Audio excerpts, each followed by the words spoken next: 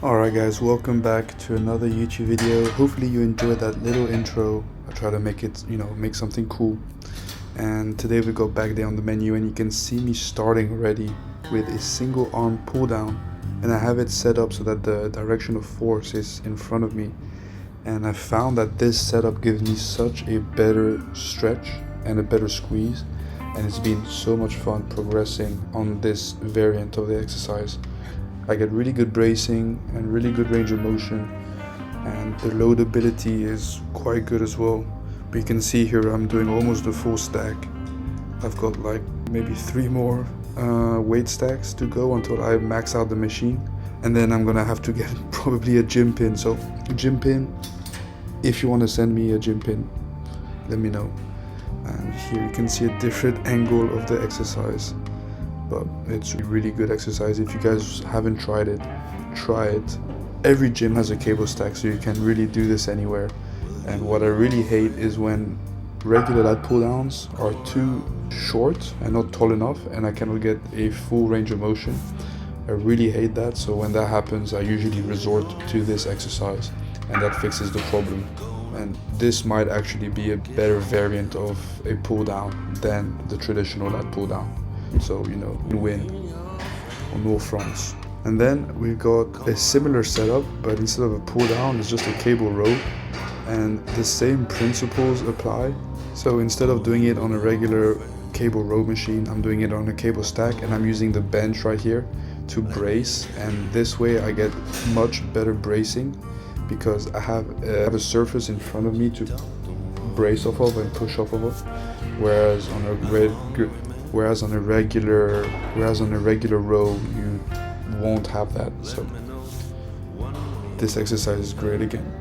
And same thing as that pull down, when your cable row's range of motion is not good enough and you cannot get that full stretch, you can always use this variant as a substitute, and it usually fixes every one of those problems. And then we've got a seated Bayesian curl.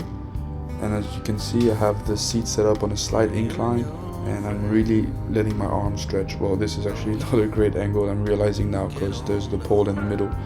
But you can see the essence of the movement. I'm really letting my arms stretch, my biceps stretch, and I'm leaning slightly forward to take that tension off my front delts. And it's really coming all in the biceps. And this is an absolute brutal exercise, as you can see from my face. And this exercise will humble you. If you can curl heavy, that exercise will humble you. Then we move on to a preacher curl, and I haven't done preacher curls with a barbell in so long, but I started doing them again and it feels really good. I get a really good contraction in the stretch position, and of course, because of the nature of free weight, the contraction is not that great in the shortened position, but that's fine. And honestly, you can optimize wherever you like, but at some point just do the exercises that you like. And I really like this exercise, so that's why I'm doing it. And then we've got an incline dumbbell row.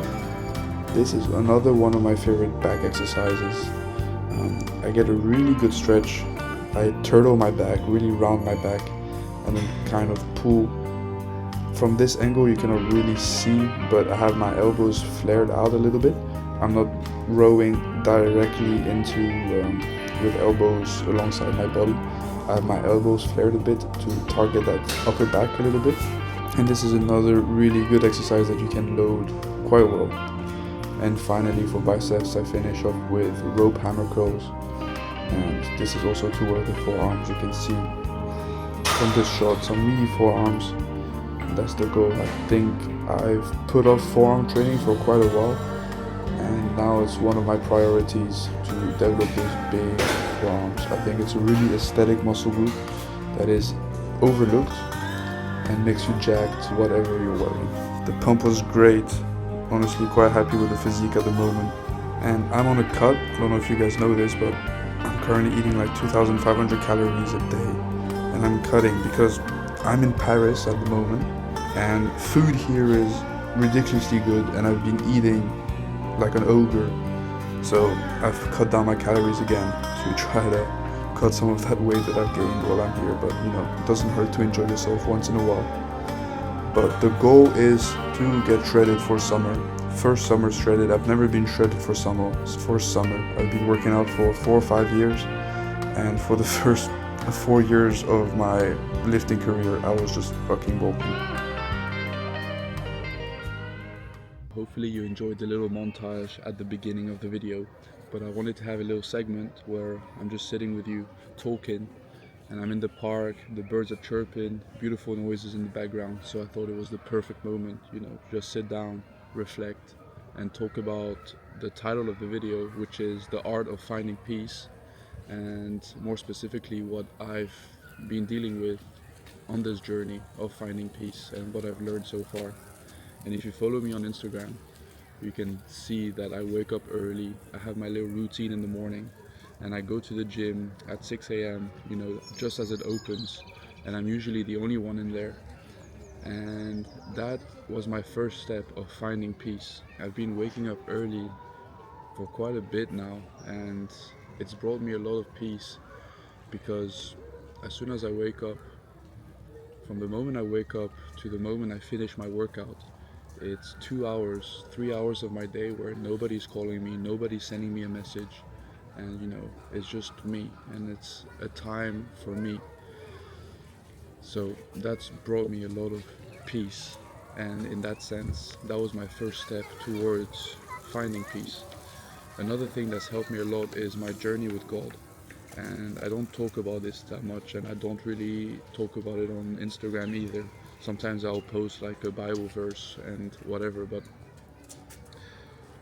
that second step of finding God was the biggest needle mover in me finding peace. And every day now I go to church and I read my Bible in peace, in quiet, and it's my moment of reflection also. So not only do I have my 3 hours or 2 hours in the morning where I'm alone and I'm just working out and I have no outside thoughts coming in, I also have my time in the church where it's quiet and I can hear my thoughts clearly. I can hear God's words towards me clearly, and I'm reading the Bible, and those moments are where I can reflect and where I'm truly at peace, because I'm not thinking about anything else. And also, and I think that is the art of finding peace, and it's not just something you do, it's a mindset that you gotta maintain constantly and upkeep, because the world is full of chaos and everything in this world will try to throw you off your peace. So I think the art of finding peace is a constant balance and a constant fight to find peace. And I really think that's the art of finding peace. And slowly and slowly I'm getting better. I'm getting better with my prayers. I'm getting better at being present in the moment. And I'm getting better at all these things that, will add up to peace in my life. And I used to be a very anxious person who overthought everything, who would catastrophize every situation and think of the worst thing that could happen. But I am getting better, and hopefully you guys can see the evolution of this journey. And hopefully you guys are on that journey too, of finding peace, because I think that's something that's missing a lot in this world today. But that's all I wanted to talk to you guys about today. And in the upcoming videos I want to have little segments where we have a little talk together, and I share my thoughts, and you guys can share your thoughts down in the comments. But I'll catch you in the next video.